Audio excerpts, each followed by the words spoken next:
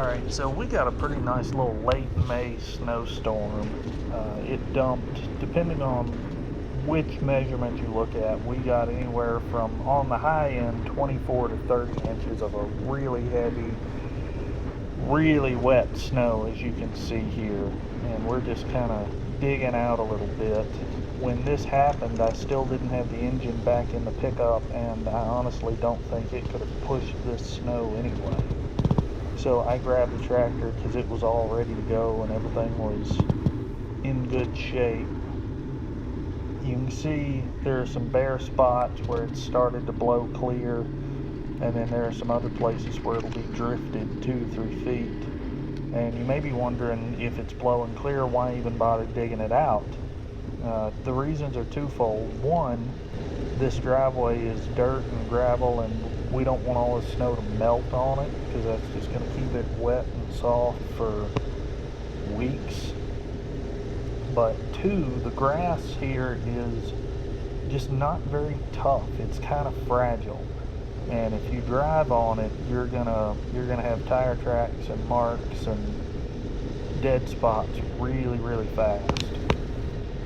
So we want to avoid that as well, because this area is used for, we cut some hay off of here, and we may end up grazing some steers down here later this year, so we don't want to beat up the grass any more than just absolutely necessary.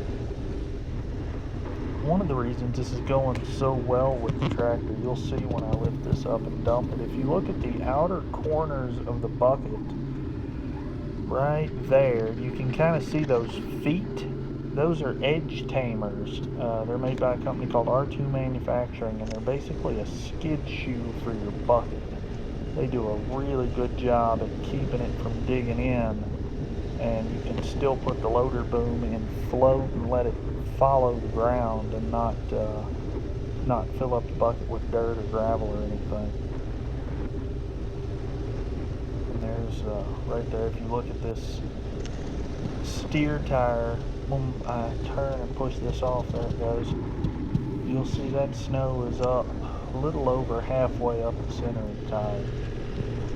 And here, picked the whole front of the tractor up and pushed it down into the snow, and watch when I back out, you can't see the ground at the bottom of that hole.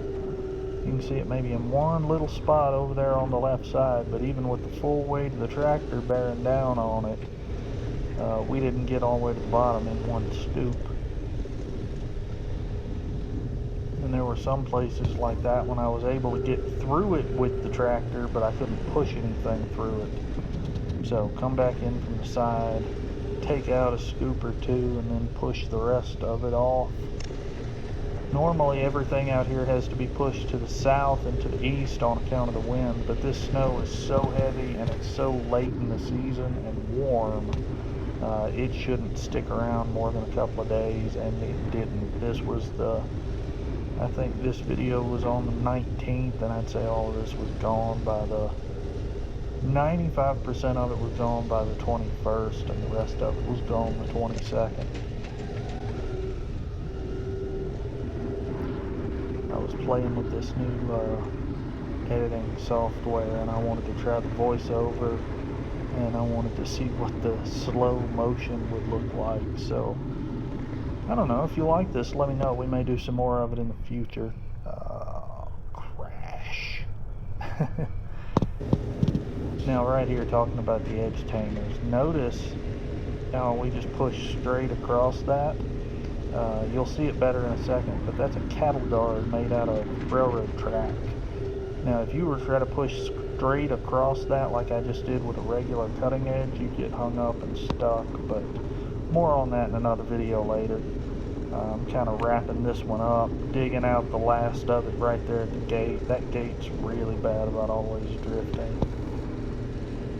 But we'll just push this up on the pile, and then I think you get to see me shift it back into two-wheel drive and take off down the road toward home. Hope you enjoyed this video. If you did, please leave a like, leave a comment, subscribe if you haven't, because we got all kind of fun ranch and truck and who knows what else going on. So thanks for watching.